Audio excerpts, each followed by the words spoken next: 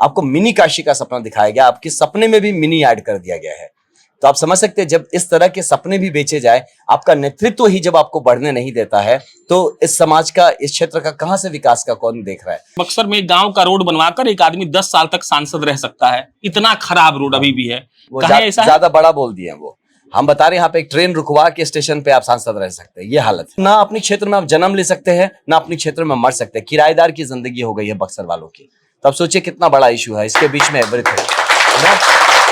ये हो गया आपका। लेकिन आप जिसके सबसे प्यारे थे वो यहाँ पे आके क्या बोल के चले गए हेमंता जी कि ये भगवान रामचंद्र की शिक्षा भूमि है और यहाँ के बच्चे पढ़ने 10th के बाद पढ़ने का ठीक से यहाँ पे स्कोप नहीं है। तो हमारे पास छोड़िए कॉलेजेस नहीं है ढंग के। कॉलेज जो है वो भी आरा की एक यूनिवर्सिटी से एफिलिएटेड है और उसमें भी 5 साल में आपका ग्रेजुएशन होता है। ये वामन भगवान की धरती है जिन्होंने 3 पैर में 3 कदम में ब्रह्मांड नाप दिया और यहाँ के बच्चों के पास खेलने का जमीन नहीं है। आप सोचिए इस हाल में हमारा बक्सर आ गया है। ये भगवा कलर है, इसको भगवा कहें हम? हाँ, भगवा कह लीजिए, बसंती कह लीजिए, जो मन है कह लीजिए। अपना तो क्या संदेश जा रहा है लोगों के पास? सनातनी रंग है, सनातनी रंग है, सनातन आदमी है। तो ये तो एक नेचुरल चॉइस है, इसमें तो कुछ कहने की बात ही नहीं। तो नेचुरल चॉइस है। तो दिन में बिजली काट लेते हैं। मैं पूछा बिजली क्यों काट लेते हैं, तो आग लग जाएगा दिन में इसलिए बिजली काट लेते हैं। हमने बहुत सही है यार, बताओ। हमारे मतलब ना कि आप तो अपनी कमी को हमारे ऊपर थोप दो एहसान बनाकर। इंडस्ट्री लगा जो thermal power plant, it's such a good thing ना, कितनी अच्छी बात है कि वो आया। लेकिन वो उसके लिए अभिशाप बन गया। उसके चलते वो लाठी खा रहा है, पिटाई खा रहा है। एक महिला को जब मैंने बताया कि मुझे कुछ काम, तो बोलती है कि मेरे मंदिर में ना एक माइक लगवा देना, बस हमको इतना ही चाहिए। आप सोचिए, तो आप समझ सकते।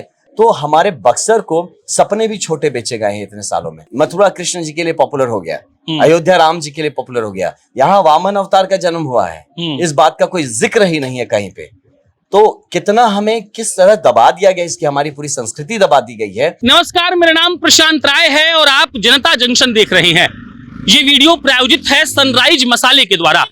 कहते हैं कि दिल का रास्ता पेट से होकर जाता है, और अगर बिहार के खाने की बात की जाए तो चाहे आप चंपारण का मटन बनाए, घुघनी बनाए या फिर लिट्टी चोखा, और अगर इसमें स्वाद ही नहीं है तो मजा नहीं आएगा।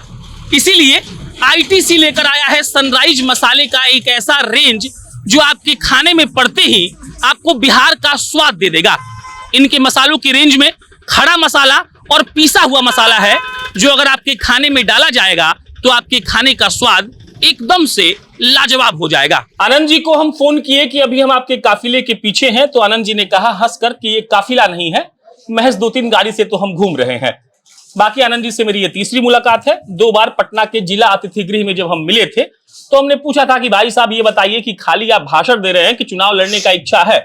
उन्होंने हमें क्या कहा था ये तो हम नहीं बताएंगे, लेकिन इतना जरूर कह सकते हैं कि जब बक्सर आज सुबह सुबह हम घुसे तब सबसे पहले गए एक पान दुकान पे। भाई साहब ने हमको सीधा कहा कि ऐसा जोरदार टक्कर हमने पहले कभी नहीं देखा। और फिर उसी वक्त हम सोचे कि आज पहला साक्षात्कार आनंद जी का करेंगे। उनसे पूछेंगे कि भाई साहब ये बताइए कि इतना बढ़िया नौकरी छोड़कर, इतना बढ़िया घर छोड़कर काहे आ गए। असम में आपको लोग पूछता भी है, सीएम तक आपका नाम लेते हैं, लेकिन ऐसी क्या जरूरत पड़ गई कि आपको बक्सर का खाद छानना पड़ रहा है। और जब आप यहाँ पे आ गए हैं तो आपके पास क्या क्या मुद्दा है। बहुत बहुत स्वागत आनंद जी बात करने के लिए। बहुत धन्यवाद। तो क्यों छोड़ दिए? सरकारी इतना बढ़िया एसी वाला आवास होता है, हन हवा लगता है, बेमतलब का आ गए इधर। यही भ्रम तोड़ने के लिए आया कि जो लोग सोचते हैं बेमतलब का, क्योंकि एक नैरेटिव सेटअप किया गया है कि कोई ढंग का आदमी को यहाँ नहीं आना चाहिए, है ना, कि बेमतलब का। जबकि हमारे देश में देखिए, हर एक जो देश का जो हमारा पूरा नैरेटिव है वो पॉलिटिक्स सेट करता है। आप मरने से पहले और पैदा होने से पहले से लेके मरने के बाद तक आपका पूरा जीवन काल ही पॉलिटिकल है, सब कुछ सेट किया हुआ है। मुझे लगता है कि अगर आप जेन्युइनली एक किसी चीज से परेशान है, जैसे ना सब कहते हैं पॉलिटिक्स यार सब गंदे लोग हैं, हाँ सब बुरा लोग हो रहे हैं, कोई अच्छा नहीं हो रहा है, कोई सोच नहीं रहा है, तो फिर सब बात ही करे तो करेगा कौन। आई थॉट कि चलो हमें कुछ खराब लग रहा है तो हम ही इसको ठीक करते हैं, तो इसी के लिए आए हैं। देखिए आपका एफिडेविट 42 साल का उम्र है और इस उम्र में नौकरी छोड़ने का हिम्मत बड़ा कम लोग कर पाते हैं। इस पे ज्यादा इसलिए हम फोकस कर रहे हैं क्योंकि आज बिहार का बच्चा, यूपी का बच्चा मुखर्जी नगर और ओल्ड राजेंद्र नगर में तैयारी करते हुए मर जा रहा है और एक आदमी बड़े आसानी से त्याग करके चला आया। जी, अफसोस नहीं हुआ? नहीं, अफसोस इसलिए नहीं हुआ कि जिसके लिए मैं आगे जो फॉरवर्ड लुकिंग था कि मैं जो चीज को देख रहा हूँ कि छोड़ के क्या करूंगा, छोड़ के बिजनेस करता, चाहे ऐसा कुछ करता, तब जरूर मुझे वो खलता। पब्लिक सर्विस में था, अभी भी पब्लिक सर्विस में हूँ, बस एक तरीका चेंज हो गया है, इसलिए क्यों खलेगा। ये भगवा कलर है, इसको भगवा कहें हम? हाँ, भगवा कह लीजिए, बसंती कह लीजिए, जो मन है कह लीजिए। अपना तो क्या संदेश जा रहा है लोगों के पास? सनातनी रंग है, सनातनी रंग है, सनातन आदमी है। तो ये तो एक नेचुरल चॉइस है, इसमें तो कुछ कहने की बात ही नहीं। तो नेचुरल चॉइस है, हर आदमी का एक एक घर में पैदा होता है, एक संस्कृति में पैदा होता है, एक स्वाभिमान लेके जीता है, तो वही सब चीज़ है। एंड अगर कोई अपना जो बाकी जो धर्म है, बाकी जो कल्चर है, वो अपने सिंबल्स तो कभी दिखाने में नहीं शर्माते। हम लोग जब कभी ऐसा कुछ करते हैं, ये एपोलॉजेटिक हिंदू वाला जो कॉन्सेप्ट है वो बंद करना है, बंद होना चाहिए। आप अगर कुछ है तो वो है, मैं जनेऊ पहनता हूँ तो पहनता हूँ, इसमें क्या प्रॉब्लम है? हाँ, तो अगर ये भगवा है तो है। अब आते हैं मेरा मुद्दा रंग पर। है। हमारे दोस्त सर्वे कर रहे थे, उन्होंने एक बात कहा, 5 दिन से यहीं पर है। वो कहते हैं कि यहाँ पर बक्सर में गांव का रोड बनवाकर एक आदमी 10 साल तक सांसद रह सकता है, इतना खराब रोड अभी भी है। वो कहें ऐसा है? ज्यादा बड़ा बोल दिए वो। हम बता रहे हैं यहाँ पे एक ट्रेन रुकवा के स्टेशन पे आप सांसद रह सकते हैं, ये हालत है। मैं बता रहा हूँ आपको, जब लोगों से मिला, मैं तो घर घर पहुंचता हूँ, मैं गलियों नहीं घर घर का छानता हूँ। वहां लोग कहते हैं ये हमारे, आज सोचिए, आज आपका एग्जांपल छोटा सा बता रहा हूँ, आप पता नहीं वहां लोकेशन में थे कि नहीं। एक महिला को जब मैंने बताया कि मुझे कुछ काम, तो बोलती है कि मेरे मंदिर में ना एक माइक लगवा देना, बस हमको इतना ही चाहिए। आप सोचिए, तो आप समझ सकते। तो हमारे बक्सर को सपने भी छोटे बेचे गए हैं इतने सालों में। आपको मिनी काशी का सपना दिखाया गया, आपके सपने में भी मिनी ऐड कर दिया गया है। तो आप समझ सकते हैं, जब इस तरह के सपने भी बेचे जाए, आपका नेतृत्व ही जब आपको बढ़ने नहीं देता है, तो इस समाज का, इस क्षेत्र का कहां से विकास का कौन देख रहा है? तो ये बात जिसको समझ में आती है उसको आगे आना चाहिए और चीजों को बदलना चाहिए। मैं यहाँ का हूँ, मैं यहाँ से जब भी आया हूँ, जब भी यहाँ से देखा हूँ ये सब चीजों को, मुझे ये हिट किया है, हर्ट किया है। तो इसीलिए मैं अभी हूँ कि ये जो कंसेप्ट बदलूंगा मैं। तो इसीलिए ये जो मिनी का ब्रेकेज मैंने कराया, अभी लोग आते हैं बोलते हैं कि बनारस बना देंगे, गजब हाल है। अब मैं अगर प्रशांत जी को बोलूं मैं आपको अशांत बना दूंगा, तो ये क्या मतलब है यार? प्रशांत जी को प्रशांत जी रहने दीजिए, आप जो हैं वो रहने दीजिए, आप उसका जो बेस्ट वर्जन है वो बनाइए। अब बक्सर का आप देखिए, जो आप इसका अतीत देखेंगे तो लोग मथुरा कृष्ण जी के लिए पॉपुलर हो गया, अयोध्या राम जी के लिए पॉपुलर हो गया, यहाँ वामन अवतार का जन्म हुआ है, इस बात का कोई जिक्र ही नहीं है कहीं पे। तो कितना हमें किस तरह दबा दिया गया, इसकी हमारी पूरी संस्कृति दबा दी गई है। इसको उजागर करने के लिए आपको एक यहाँ का एक लोकल विकल्प चाहिए, एक लोकल नेता चाहिए जो अपनी मिट्टी का, अपने क्षेत्र की बात रखे। और इसीलिए आप जो कह रहे हैं कि कोई कहा कि एक रास्ता बना के ही सांसद रह सकता है, सही कहा आपने, क्योंकि उनके सपने तोड़ दिए गए हैं, उनकी सोचने की क्षमता को बांध दिया गया है। संस्कृति तो एक बात हो गई। आनंद जी अपना मुद्दा गिनवाए हमको, कम से कम 5 और। 5 नहीं, आप सुनिए अब। हाँ, सुनाइए। तो सबसे पहले आपको एक ब्रॉड आउटलाइन बताता हूँ। अवसर क्रिएट करना, क्रिएटिंग अपॉर्चुनिटीज। आप जिस फील्ड में जीवन में कुछ करना चाहते हैं, एक अगर यहाँ लड़का जर्नलिज्म करना चाहता हो, एक अच्छा जर्नलिस्ट बनने के उसके पास अपॉर्चुनिटी हो यहाँ पे। एग्जाम्पल बताया। अब सबसे बड़ा यहाँ और सबसे प्राइमरी मुद्दा जो इस क्षेत्र का, वह स्वास्थ्य का। यहाँ पे इंसान, मैं बता रहा हूँ आपको कि अगर थोड़ा सा प्रेगनेंसी केसेस में कॉम्प्लिकेशन हो जाए, इधर आप बनारस जाइए या तो पटना जाइए। यहाँ बच्चों को जन्म लेने का तक का अधिकार छिन गया है। अगर बुढ़ापे में अगर आपको तकलीफ हो गई, अगेन आपके पास कोई ऐसा हॉस्पिटल नहीं है, या तो अगेन बनारस जाइए या पटना जाइए या कहीं दुनिया में और जाइए। मतलब ना अपने क्षेत्र में आप जन्म ले सकते हैं, ना अपने क्षेत्र में मर सकते हैं। किराएदार की जिंदगी हो गई है बक्सर वालों की। तो अब सोचिए कितना बड़ा इशू है, इसके बीच में एवरीथिंग है ना। तो ये हो गया आपका स्वास्थ्य का इशू। उसके साथ आता है शिक्षा का इशू।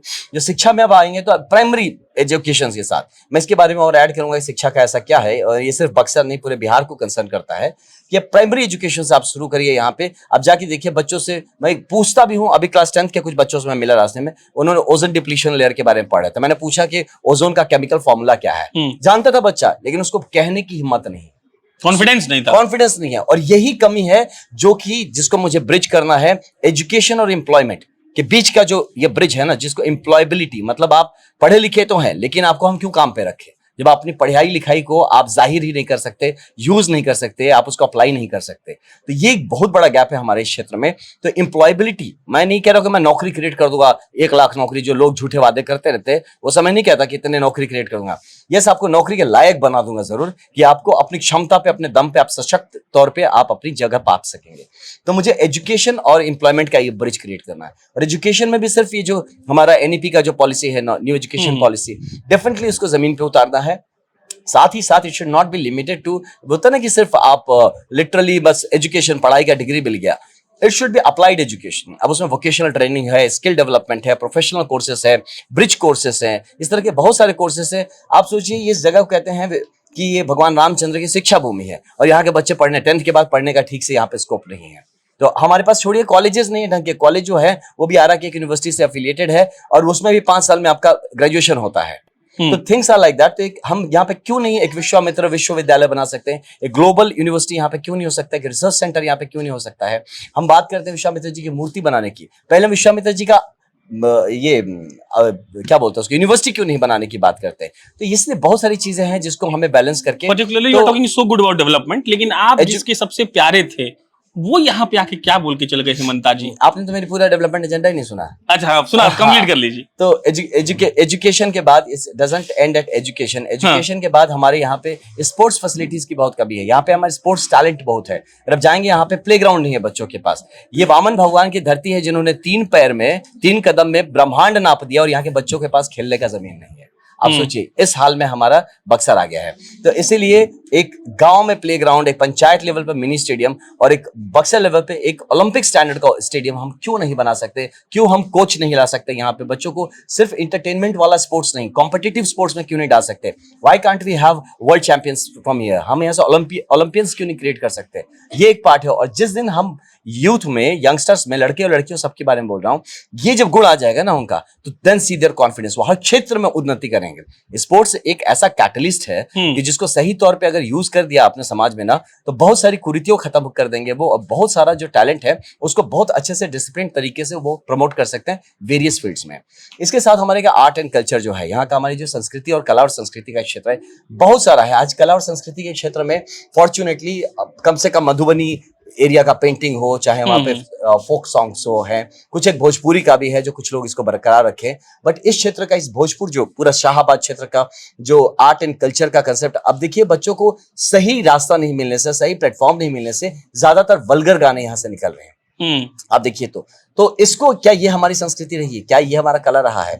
इनको गाइड करने की जरूरत है। उनके टैलेंट बहुत है, उनको सही तरीका से जगह पहुंचाना है, सही मार्केटिंग उनको करके देनी है। तो ये आर्ट एंड कल्चर के साथ साथ देन मेरे पास जो नेक्स्ट स्टेप आता है इसके बाद, वो है आध्यात्मिक धरातल इसका तैयार करना। जो मैंने आपको बताया, अब गिनना शुरू करेंगे तो इस जगह के आध्यात्मिक धरातल श्री राम जी का तो है ही, जो है वामन अवतार का ये भूमि है, अहिल्या माता के संग जुड़ा हुआ है, हनुमान जी का मामा का घर भी बताया जाता है, और ऐसे बहुत सारे छोटे बड़े बहुत सारे आपकी किंवदंतियां और यहाँ पे माइथोलॉजी मिलेंगे, जिसके इर्द गिर्द एक बहुत तगड़ा सर्किट क्रिएट किया जा सकता है, जो रिलीजियस या स्पिरिचुअल सर्किट हो सकता है। तो इस पे हमें बहुत काम करना है, क्योंकि एक स्पिरिचुअल धरातल, ये जो जमीन, इसको जब मिनी काशी की कोई बात करता है ना, तो शायद उनको पता भी नहीं है कि शायद इसका इतिहास काशी से भी कई गुना बढ़ के है। बस इसे बढ़ाया नहीं गया, इसे प्रमोट नहीं किया गया, तो आज बक्सर को अपनी परिचय का मोहताज हो गया।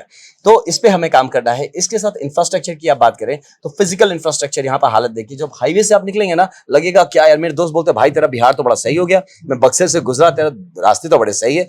तो मैं बोला हाँ सही है, अब क्या करें, अपनी जगह की कैसे मैं उसको बताऊं कि सच्चाई क्या है। 100 मीटर उतरो मेन रोड से तो आके हालत देखो। यहाँ पे ऐसी हालत हो जाता है, कहीं कहीं पे बहुत सारे गांव अच्छे हैं, बहुत सारी जगह काम हो रहे हैं, कहीं के जो लोकल जो प्रतिनिधि हैं वो अच्छे हैं, बट ज्यादातर गाँव में आप देखेंगे नाली और गली के अंदर आपको डिफरेंस नहीं पता चलेगा कि वो नाली ही गली है और गली ही नाली है। तो आप पैर कहाँ रख रहे हैं वो समझ नहीं आएगा। छोटे छोटे basic facilities of basic schooling, basic hospitals, कुछ की फैसिलिटी यहाँ पे नहीं है। तो इंफ्रास्ट्रक्चर बात करें, आप जाके देखिए यहाँ पे क्रॉसिंग्स में, रेलवे क्रॉसिंग से घंटों खड़ा होना पड़ता है आपके पास। रास्ते जो है वो ठीक से इनके अलाइंड नहीं है, जो इंफ्रास्ट्रक्चर क्रंच के चलते पुलिसिंग का भी इशू है यहाँ पे। तो ये सब चीजों पे इंफ्रास्ट्रक्चर से फिजिकल नहीं, डिजिटल हम भारत की बात करते हैं, डिजिटल इंडिया की बात करते हैं, और यहाँ पे जगह जगह पे आपको, हाउस दिन मेरा कोई इंटरव्यू ले रहा था और बोले आपका नेटवर्क नहीं आ रहा, बोले देख लीजिए मैं क्यों ना आऊं यहाँ पे। आप पूछ रहे ना आप क्यों आए हैं यहाँ पे, मैं क्यों ना आऊं, देखिए डिजिटल इंडिया में देखिए मेरा नेटवर्क। आप मेरे से इंटरव्यू, नेशनल टीवी है, आप मेरे से इंटरव्यू ले रहे हो, I can not reach out to you. तो सोचिए हम कितने पंगु बन गए हैं अपनी क्षेत्र में। अभी मेनलैंड इंडिया में, हमको ये नहीं कि कहीं कोने में पड़े हुए, मेनलैंड भारत का एक दिल है ये, वहां पे ये हालत है। तो ये इश्यूज हैं जो कि फिजिकल इंफ्रास्ट्रक्चर, आपका डिजिटल इंफ्रास्ट्रक्चर, सोशल इंफ्रास्ट्रक्चर, इस तरह का बहुत सारे इंफ्रास्ट्रक्चर इश्यूज है जिसको इमीडिएटली हिट करना बहुत जरूरी है यहाँ पे। और सबसे इसको जो पूरा घेर के जो मुद्दा रखता है वो है एग्रीकल्चर का। यहाँ पे आप देखिए एग्रीकल्चर का ये आगे ब्रदर मैं आपको बताता हूँ, विकास जो है हमारे यहाँ पे, विकास के नाम पे मान लीजिए जैसे चौसा प्रखंड में हम जहाँ बैठे हुए हैं, यहाँ पे एक थर्मल पावर प्लांट आया, तो उसको कितना बड़ा मुद्दा गर्म है। यस, मिस हैंडलिंग है ये, दिस इज नॉट गरम। जहाँ अपनी लेवल पे आप मौका मिलने दीजिए, you see within 3 month से इशू कैसे रिजॉल्व होता है। इतना बड़ा इशू नहीं है, लेकिन कितने दुख की बात है कि जो किसान अपनी ही जमीन, उसकी जमीन या तो वहां काम करता है या उस जमीन को ओन करता है, वो जो इंडस्ट्री लगा, जो thermal power plant, it's such a good thing ना, कितनी अच्छी Correct. बात है कि वो आया, लेकिन वो उसके लिए अभिशाप बन गया। उसके चलते वो लाठी खा रहा है, पिटाई खा रहा है, उसका घर तोड़ दिया जा रहा है, उसके जानवर भी पिट रहे हैं। मैं गया हूं, मैं देखा हूं इस चीज को अपनी आंखों से, तो ऐसी चीजों में क्या हो गया, मतलब कहां पे ये कम्युनिकेशन गैप हो गया, बिकॉज आई एम श्योर कि कहीं ना कहीं प्रशासन इस बात को समझ नहीं पाए, वो सेंसिटिविटी कहीं ना कहीं मिसिंग है, ये संवेदनशीलता मिसिंग है। तो ऐसी चीजों पे भी हमें हिट करना बहुत जरूरी है।